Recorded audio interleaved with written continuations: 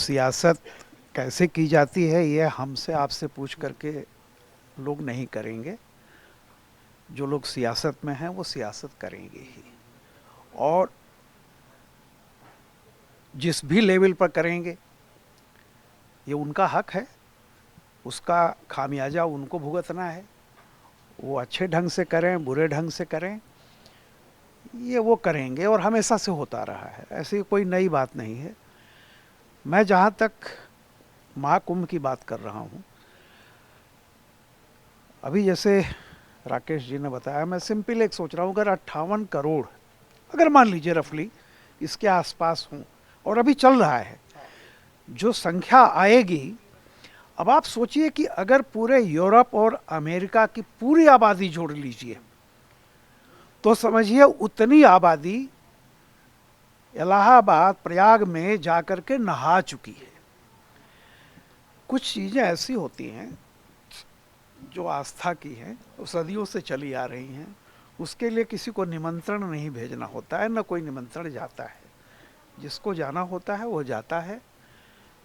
मेरा जहाँ तक व्यक्तिगत है, मैं बचपन में अपने गांव में नहर में नहाता था और एक नदी छोटी सी वहाँ, उसके बाद मैंने कहीं कोई स्नान नहीं किया, न कहीं गया हूँ मेरा उससे कोई। लेकिन हजारों हजार लोगों की आस्था का सवाल है, मैं उसका सम्मान करता हूँ। आपको याद होगा निर्मल वर्मा ने 70s में, जो कि निर्मल वर्मा एक वामपंथी राइटर थे, और वो कुंभ गए और उन्होंने कुंभ पर दिनमान में जो लेख लिखा था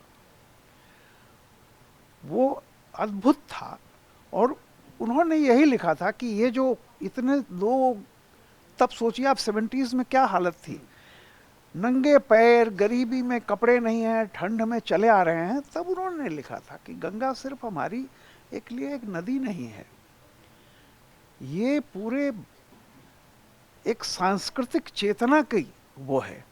और बाद में कुछ लोगों ने निर्मल वर्मा को कह दिया कि ये तो राइटिस्ट हो गए और फलाना हो गए, कुछ वामपंथियों ने उन पर आरोप लगाया। लेकिन मैं ये कह रहा हूँ कि देखिए, छोटे छोटे कितने हादसे होते हैं, भगदड़ की खबरें रोज आप पढ़ते हैं। एक बाबा जी प्रवचन दे रहे हैं, जहाँ 1 लाख लोग होंगे वहाँ भगदड़ हो गई, इतने लोग मर जाते हैं। मेरा कहना है कि हादसा नहीं होना चाहिए, लेकिन ये भी देखना चाहिए कि कुछ चीज़ें, दुर्घटनाएं किसी से पूछ करके नहीं होती हैं।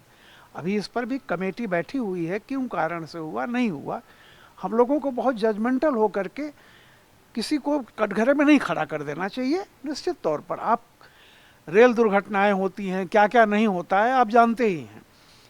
कि मेरा केवल ये कहना है कि जिस तरह के राजनीति, जिस तरह की आलोचना की कोशिश की गई, आलोचना का अधिकार सबको है, लेकिन आप ये बताइए कि अखिलेश जी कहते थे कि पानी बड़ा खराब है, आप गए उसी पानी में आप नहाए।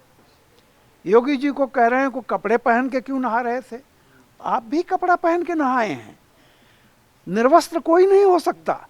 लेकिन ये इस तरह की जो राजनीति है, अल्टीमेटली जो ममता बनर्जी ने जो कहा है वो एक हताशा, हताशा ये है कि वो जान गई हैं कि बंगाल के बाहर मेरा कोई भविष्य नहीं है, और बंगाल में अगर मुझे बनाए रखना है, ये जो आंधी चल रही है इसमें कहीं जो मेरा ये वोट बैंक है माइनॉरिटी, वो खिसक न जाए, इसलिए इस तरह का मृत्यु कुंभ है, फलाना कुंभ है।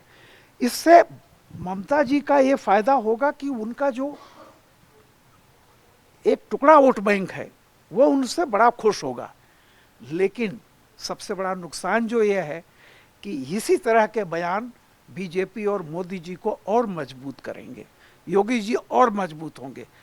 क्योंकि एक जिस तरह इतना सब कुछ मृत्यु कुंभ कहने के बाद भी जब हजारों हजार लाखों लोग जा रहे हैं, इसका मतलब है कि आपकी बात को ठेंगा दिखा रहे हैं। तो आप खुद सोच लीजिए, वो भी जान रहे हैं कि आपने अपने वोट बैंक के चक्कर में किया है। इस तरह का जो आयोजन हुआ है, तमाम कमियों के बावजूद पूरी दुनिया सांस रोक के देख रही है कि 50 करोड़ लोग उस हिंदुस्तान में जहां पोल्यूशन इस कदर है, बिना मास्क के जा करके और कल्पवास करते हैं, बिल्कुल कोई बड़ा ऊनी कपड़ा नहीं है। गरीब लोगों को आप देखिए उसी रेत पर 45-45 दिन बैठे हुए हैं, और उस पानी से नहाने पर कीटाणु ऐसे होते हैं, अरे भैया बताइए, वो तो जो जाड़ों में यहाँ आते हैं वो कहते हैं ये सांस, ये हवा में इतनी जहरीली है कि सांस नहीं ली जा सकती। तो मैं ये कह रहा हूँ गंगा कितनी भी मैली हो, राजनीति से कम मैली है।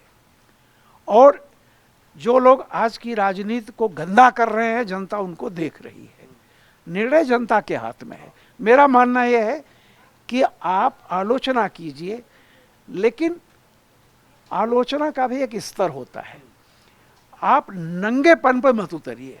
और जो ममता ने कहा है वो विशुद्ध रूप से माइनॉरिटी अपीसमेंट है, और जितना ही माइनॉरिटी अपीसमेंट के लिए लोग कोशिश करेंगे, रिवर्स पोलराइजेशन होगा जो बीजेपी के फायदे में जाएगा।